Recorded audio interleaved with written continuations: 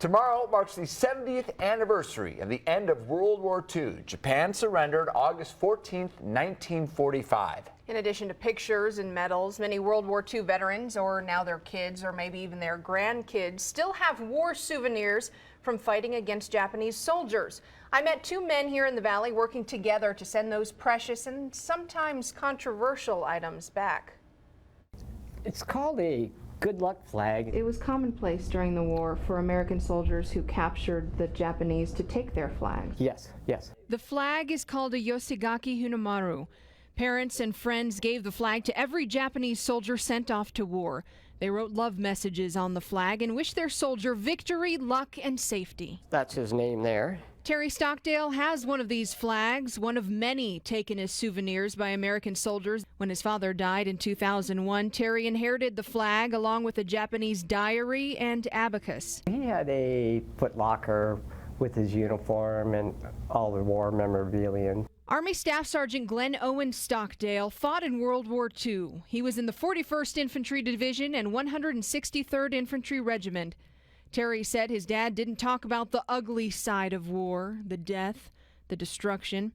He doesn't know exactly how his father got this flag, but he does know. The soldier would have had to been dead to get it. If the flags are here, that means the soldiers are dead. On the flag, you can see blood. A stain on the fabric still visible 70 years after many in the United States and Japan moved past the hurt and hate left behind by the brutal acts of war.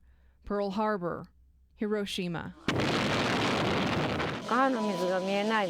This bombing survivor says she still remembers. This was a river full of dead bodies.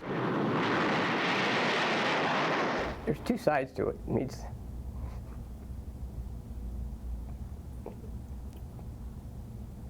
My father's side, then there's a side in Japan too. Terry doesn't want to keep the unknown Japanese soldier's flag or the captured soldier's diary, both symbols of their ultimate sacrifice. These are names.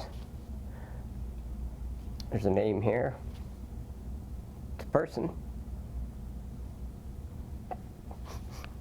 He's sending it back to Japan with the help of an Oregon-based organization that specializes in reuniting war memorabilia with the soldiers' descendants. This does not belong to me. It's not mine.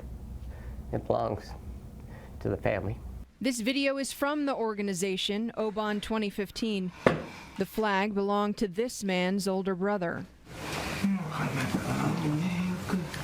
Terry would like this flag to find its way home as well. There are families in Japan that do treasure these. At the time his father died, Terry knows he wouldn't be happy with his son's decision to send the war souvenirs back to the enemy. When you're fighting, killing each other, it's, you keep those memories forever very bitter. But now a man who fought in the same regiment as Terry's father is sending his flag back to its home country. You can't hate someone for 75 years forever. And Terry thinks that would go a long way in changing his dad's mind. 70-some years is too long to hate somebody.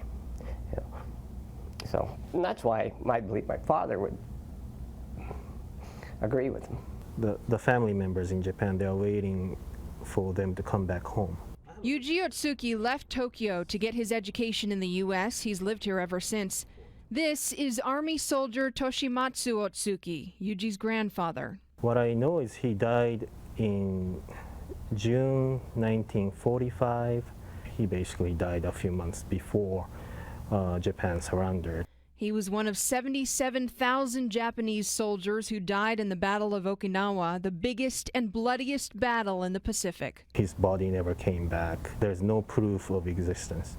Yuji helped Terry translate the diary found in his father's footlocker. December 10th, Friday, I am waiting for my ship. He tells me he'd cherish the chance to read his own grandfather's diary. It must be somewhere still. Somewhere. And to have the good luck flag returned to the Otsuki family. That's one way to have closure. These two men's families fought on different sides 70 years ago. They're now fighting together to fly flags of forgiveness. Return those items to Japan. That's the only right thing to do.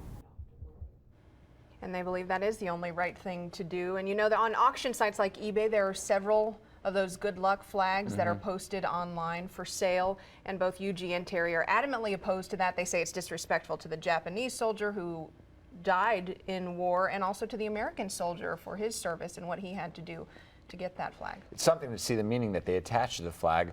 So what happens if Terry does find a family that this flag would belong to? Well, I asked him about that, and he's working with that Oregon-based company, and they're going to try to locate the family in Japan. If he does find them, then he's thinking about flying to Japan to meet them himself. Wow, interesting story. Yeah. In other